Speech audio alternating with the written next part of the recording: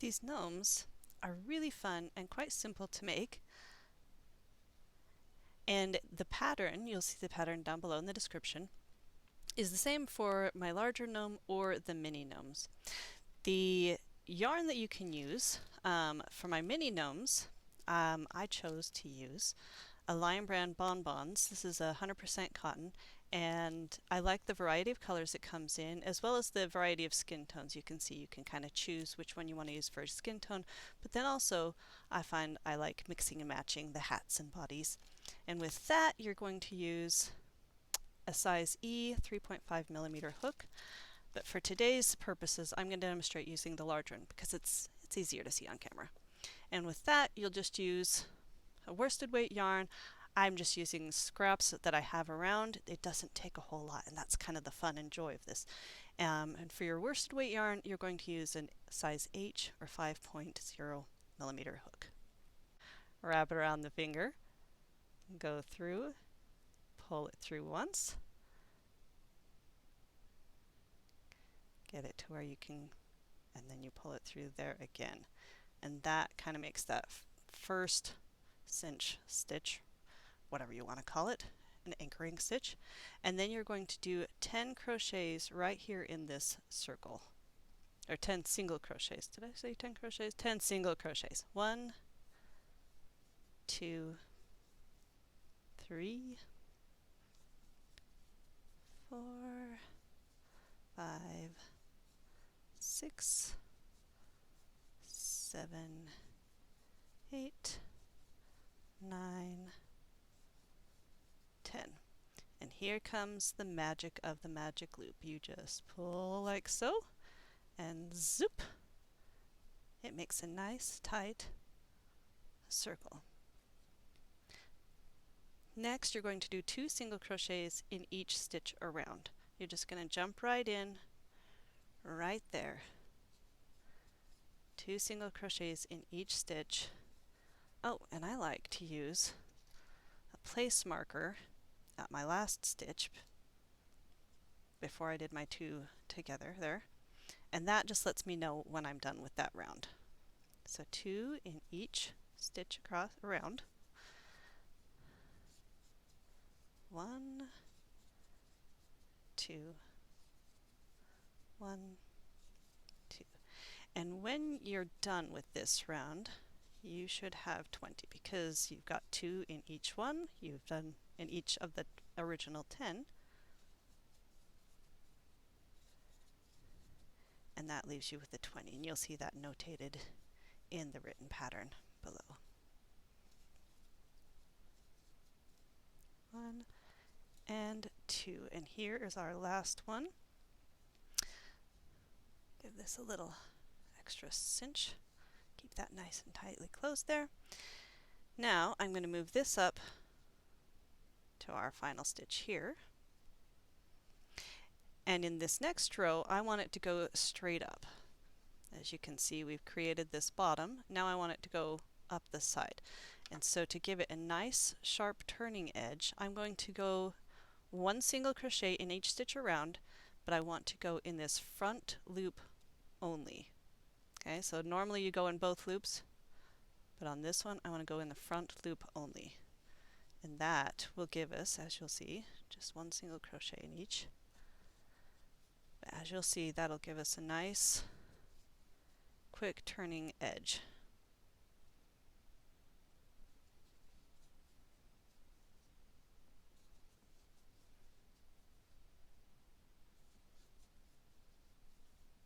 Just kind of like this.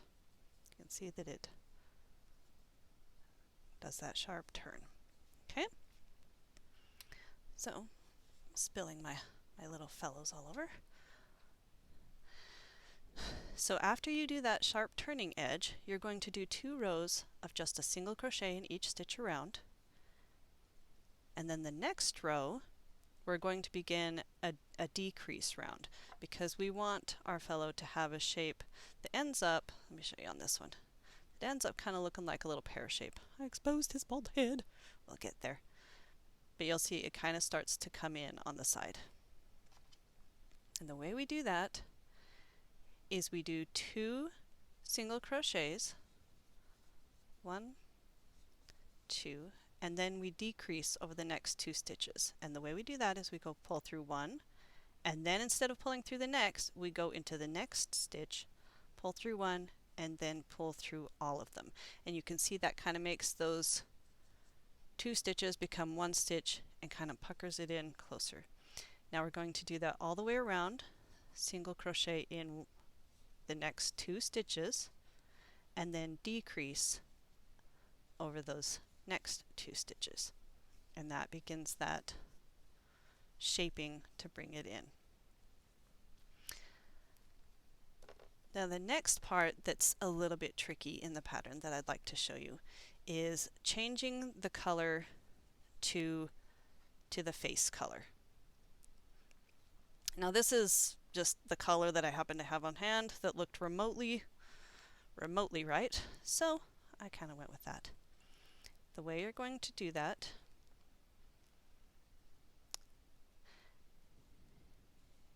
is you begin by pulling through your next single crochet through 1,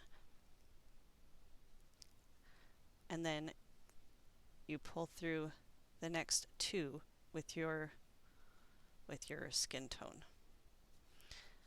Now I like to weave my ends in as I go. You could just set them aside, weave them in later, but I'd like to weave them in as I go. And the way you do that, you should just lay it across the top as you do your next single crochets. Now for the pattern, as it calls for, you're going to do 7 single crochets and then we'll form the nose. 2, 3, 4, 5, and at this point I feel pretty comfortable just tucking the rest of the tails to the inside. It's going to be stuffed. Nobody will see them. Okay, here's our next one, 6 and 7. Now to form the nose, what I chose to do is just a bobble stitch. Most bobble stitches you'll do 5 rounds. I did a 6 load up bobble stitch, and I'll show you in just a second. So how you do it is you start the yarn over the way you would for a double crochet in US terms, or a treble crochet if you're in England. You pull it through 1, you pull it through 2, but that's where you stop. You don't complete the double crochet. Instead, you wrap it around again, pull it through 1, pull it through 2, and stop. Wrap it around again, pull it through 1, pull it through 2, and as you can see I'm kind of collecting these along here, and so far I've got 3 on there. I want 6 altogether. So yarn over, pull through 1, pull through 2, yarn over, pull through 1, pull through 2, and I've got 5 now. 1, 2, 3, 4, 5, so I want 1 more because I want a nice round nose. Pull through 2. Well, now we have this lovely lineup, 1, 2, 3, 4, 5, 6, 7 for our 6 stitches underneath. What we do with that, yarn over and pull through all of them. Kind of push your little nose out to the outside, and when you single crochet in that next stitch, that just solids it up, finishes making that lovely nose shape, and it makes it so much simpler. When I was making the prototypes, I made them in a different way that was a little trickier and a little more time consuming. And then you just finish off that row with your single crochets and follow the pattern as it decreases to form his little pear-shaped hat, or head, not hat yet. Oh, but before we do, you'll see in the pattern it'll explain to you when to stuff it with a nice bit of fluff. And the next thing you're going to add before, well, when he's all stuffed and done, that's when you add the beard. And all the beard is this little rectangle piece of fake fur. And I wanted to show you the tricky way.